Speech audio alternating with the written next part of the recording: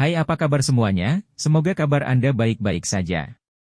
Terima kasih karena sudah memberikan support dan juga kesetiaan Anda untuk membangun channel Codot Film. Yuk kita lanjutkan alur ceritanya, sambil siapin kopi dan cemilan, setting suara volume full.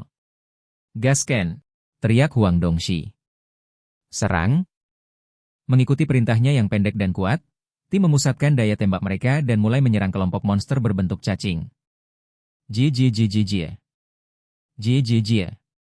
Gua itu dipenuhi dengan jeritan monster. Cheng Jinwu berdiri di belakang barisan dan menyaksikan pertempuran itu.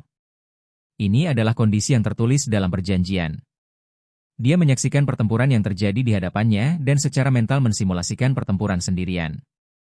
Ini sangat menyedihkan. Cheng Jinwu ingin bergegas keluar beberapa kali, tetapi dia menahan diri. Monster-monster itu menunjukkan terlalu banyak kekurangan.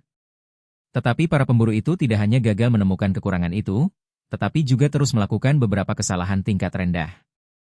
Dan dia hanya bisa berdiri di tempatnya. Bagaimana ini bisa membuatnya tidak tertekan?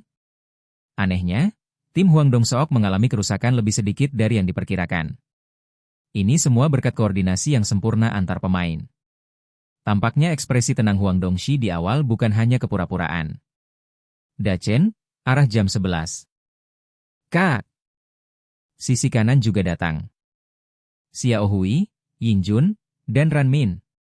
Kalian bertanggung jawab di sisi kanan. Oke. Dachen, pergelangan tanganmu bengkak, mundur. Kakak Huang, aku baik-baik saja. Apakah kamu ingin kembali setelah membersihkan pintu masuk? Aku tidak tahu berapa lama waktu yang dibutuhkan, jadi jangan terlalu cemas. Kendalikan tempo. Begitu.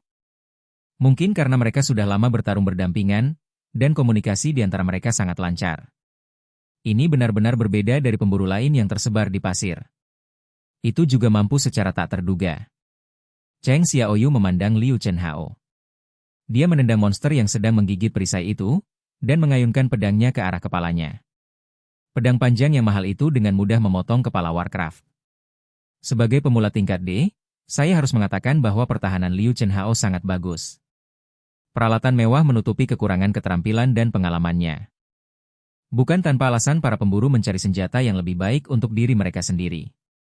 Tepat ketika mata keduanya bertemu, Liu Chenhao mengacungkan jempol pada Cheng Xiaoyu. Tatapannya begitu intens sehingga Cheng Jinwu tidak punya pilihan selain mengacungkan jempol. Pihak lain berbalik dengan wajah puas.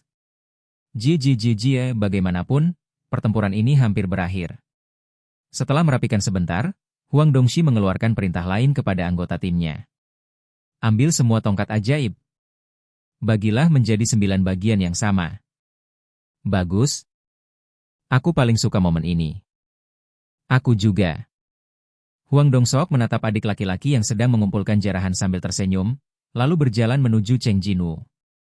Kakak Cheng, itu benar-benar berkat kamu barusan. Apa? Bukankah kamu baru saja memberitahu kami bahwa monster ada di dalamnya? Bagaimana kamu tahu? Hanya intuisi. Cheng Jinwu mengarang alasan acak. Tidak dapat dikatakan bahwa itu karena kemampuan persepsi. Begitukah? Intuisi. Sepertinya kita sangat beruntung hari ini. Jika kita tidak menemukannya, kita akan tamat. Huang Dongxi menepuk dadanya sambil berbicara. Pada saat ini, seorang anggota tim yang mengobrak-abrik tumpukan serangga melambai ke Huang Dongxi. Kakak Dongxi, kemarilah. Anggota tim juga ada di sekitar sana. Huang Dongxi berjalan mendekat. Hah? Ada yang salah dengan serangga ini. Ketika Huang Dongxi lewat, para pemburu mengambil inisiatif untuk memberikan tempat baginya. Huang Dongxi berjongkok dan melihat sekeliling. Tapi tidak ada yang mencurigakan ditemukan. Sejauh mata memandang, ada bangkai serangga. Apa masalahnya? Huang Dongxi sangat bingung.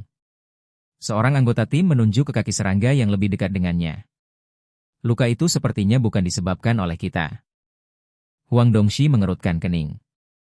Dia memeriksa kaki cacing itu dengan hati-hati, dan berkata, sepertinya digigit sesuatu?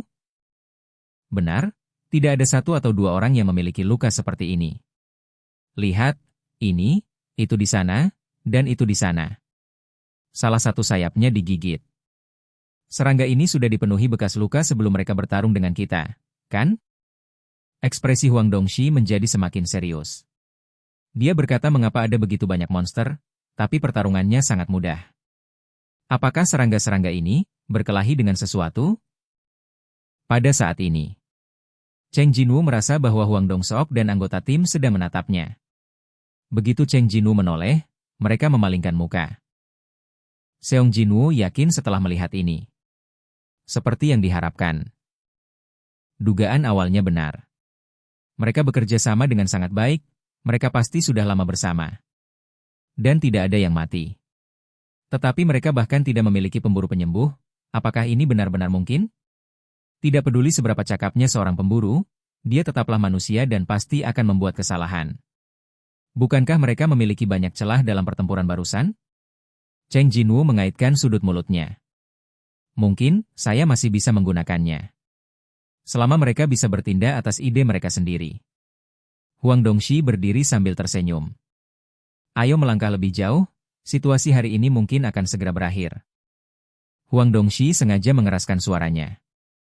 Ini bukan untuk para pemainnya, karena mereka ada di sisinya. Saat ini, Liu Chenhao berjalan dengan gembira. Kakak, apakah kamu melihat? Apakah kamu melihat saya? Saya akan menggunakan pedang panjang ini, seperti ini. Liu Chenhao mulai mengayunkan pedang panjang dengan sopan. Melihat ini, Cheng Jinwu mengeluarkan suara. Kamu, apakah pedang dan perisai itu cukup mahal? Apa? Ah, aku bilang ini pertama kalinya aku membentuk grup, jadi ayahku membelikanku beberapa peralatan. Maka kamu harus berhati-hati.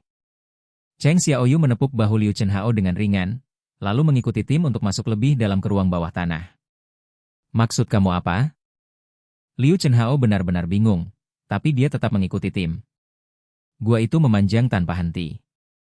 Tapi mereka berjalan begitu lama, tetapi mereka tidak melihat satu monster pun. Hanya ada satu jalan di ruang bawah tanah, dan tidak ada alasan mengapa Anda tidak dapat menemukan Warcraft. Apakah hanya yang ada di pintu masuk saja? Bagaimana itu mungkin? Itu bisa terjadi dalam situasi apapun. Tapi harus ada bos, kan? Jika tidak ada bos, bagaimana bisa ada pelabuhan teleportasi?